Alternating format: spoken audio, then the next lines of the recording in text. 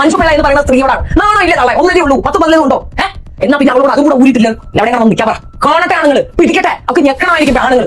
കണ്ടവന്മാർ കണ്ട് ഒലിപ്പിക്കണമായിരിക്കും. നിനക്ക് ഭയങ്കര സംഭവമായ ഒരു ബോഡി സ്ട്രക്ചർ ഉണ്ട്, അതിനിങ്ങനെ ഞവിടണമായിരിക്കും. താല്പര്യമാണോടി? പോയി ഏതെങ്കിലും ബസ് കയറിയില്ലടി. എന്നിട്ട് പോകുന്നവരുടെ എല്ലാവരോടും പറയാം എന്നെ തടവി വിടാൻ. ഇത്ര കാമപ്രാന്താണോ? നമസ്കാരം ഗൈസ്.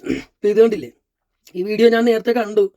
അപ്പം ഞാൻ ഇതിന് എന്തിനാണ് വേറെ വീഡിയോ ഒക്കെ, കാരണം ഇവരുടെ വീഡിയോ ഒക്കെ ഞാൻ നേരത്തെ കണ്ടിട്ടുണ്ട്. ഈ അലവലാദിയുടെ സംസാരമൊക്കെ ഞാൻ നേരത്തെ കേട്ടിട്ടുണ്ട്. അപ്പോൾ ഇത് കാരണം മലം പിടിച്ചങ്ങളാണ്. അപ്പോൾ അതിനകത്ത് കുറേ കാക്കാമാരും ഒക്കെ വരും, കാരണം ഒരു കാക്കാച്ചിയാണ്, ഇത് കൊടുത്ത് ജീവിക്കുന്ന എന്തോ ഒരു സംഭവമാണ്. അങ്ങനെയുള്ള കാര്യങ്ങളൊക്കെയാണ് പറയുന്നത്. അങ്ങനെയുള്ള വേശി സംസാരങ്ങളാണ് സംസാരിക്കുന്നത്. മുമ്പ് ഇസ്ലാമിനെ വിമർശിച്ചതിന് ഒരു എക്സ് മുസ്ലിം സ്ത്രീ, ഒരു എക്സ് മുസ്ലിം ഇതാണ്, പേഴ്സണാലിറ്റിയാണ്, എന്താണ് അവരുടെ പേര്, ജാമിദ ടീച്ചർ. അവരെയൊക്കെ കുറിച്ചൊക്കെ എന്തൊക്കെയാണ് പറയണത്. അവൾ ഇതിനെക്കുറിച്ച് വിമർശിച്ച് പറഞ്ഞത് അവൾക്ക് കോലിട്ടിളക്കണമെന്ന്.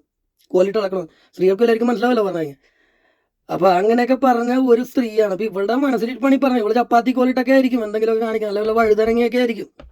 അപ്പോൾ ആ സംഭവമാണ് ഇവൾ പറയുന്നത്. അല്ലേ രാത്രി വല്ല മുല്ലാക്കാന്മാരിങ്ങനെ വെള്ളാട്ട പോക്കർമാരൊക്കെ പോലെ ഇങ്ങനെ വരുമായിരിക്കും സമ്പർക്കം കൂടാനായിട്ട്. അങ്ങനെയുള്ള കോളനി വാണങ്ങളൊക്കെയാണ്. കോളനി വാണം എന്ന് പറഞ്ഞാൽ തെറ്റിപ്പോവും, കുറഞ്ഞു പോവും. കോളനിയിലൊക്കെ പിന്നെയും നല്ല ആൾക്കാരുണ്ട്. ഇതെന്ത് അങ്ങനെ ഒരു സാധനം. പക്ഷെ ഇത് നമ്മുടെ നടി മഞ്ജു പിള്ളയുടെ മകള് മോഡലിംഗ് ഒക്കെ ചെയ്യുന്ന ഒരു പെൺകുട്ടി, അവളുടെ ഒരു ഫോട്ടോ എടുത്തിട്ടാണ് ഈ അപരാധം മൊത്തം പറയണത്. ഇത്രയും വലിയ ചപ്പളാച്ചി അടിക്കണം, വളവളാന്ന് അടിക്കുന്നത്. ഈ ആരാണ് ഇതിനെ കുറിച്ചൊക്കെ പറയാനായിട്ട്? ഇവളുടെ ബന്ധുവാണ്, അല്ലെങ്കിൽ ഇവളുടെ മകളാണ്, അയൽവാസിയെങ്കിലും ആണ്, അല്ലെങ്കിൽ ഇവിടെ ആരെങ്കിലും ഒരാളാണ്.